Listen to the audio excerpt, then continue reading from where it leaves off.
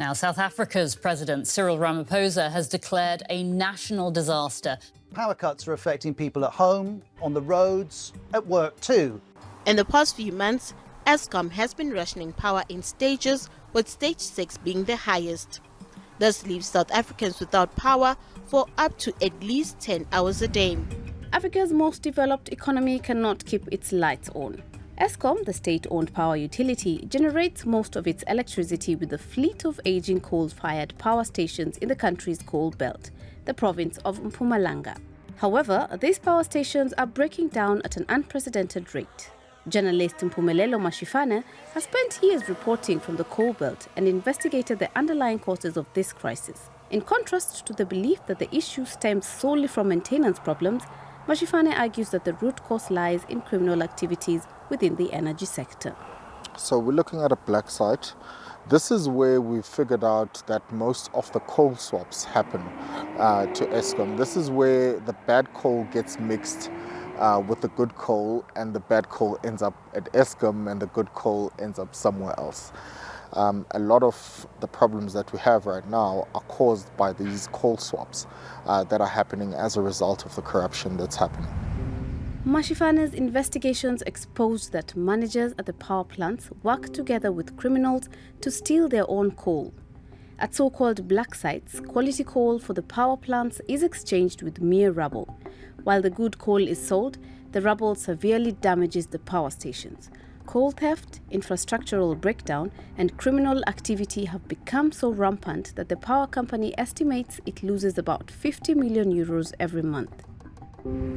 Kevin Bloom, journalist and editor at one of South Africa's prominent national newspapers, joined forces with Mashifane in conducting these investigations. According to Bloom, the coal swaps are just one testimony of the growing entanglement of politics with organized crime, infiltrating even the highest echelons of power. But what I can talk about is a pattern of racketeering activity that extends across the province, and that points to not just political interference from the highest levels, but political patronage, political backing. Senior politicians who are making a mint out of these syndicates. This view is backed by former CEO of Eskom, Andre de Ruyter, who left the power utility after claiming that members of national government are linked to 4 criminal cartels operating inside Eskom. So these 4 cartels are quite sophisticated as far as we can tell. They are well organized. It's interesting that they've adopted the language of the mafia, so people are called soldiers, and they have a hit squad, allegedly between 60 and 70 highly trained, well-armed people, and people get assassinated in Mpumalanga.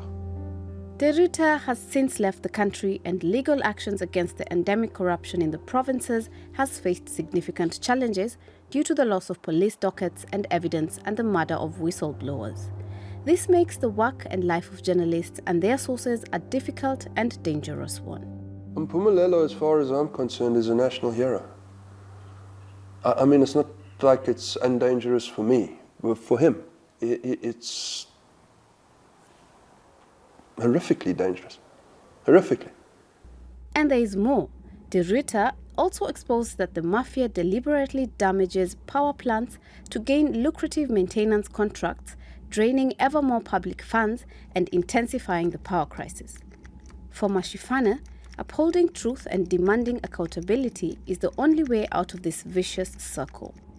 The media has proven that we are most often than not the last line of defense in a democratic system where sometimes power can go unchecked and unfettered, and we've seen what that can happen if you look at what is playing out in our country right now. You know, we're almost on the brink of of going into a total blackout.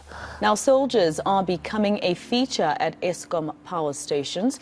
President Cyril Ramaphosa has authorized the deployment of 880 members of the South African National Defence Force to safeguard the stations. In a desperate move to regain control, the military has been dispatched. Despite their presence, the syndicates persist in expanding their control over the power economy in the province.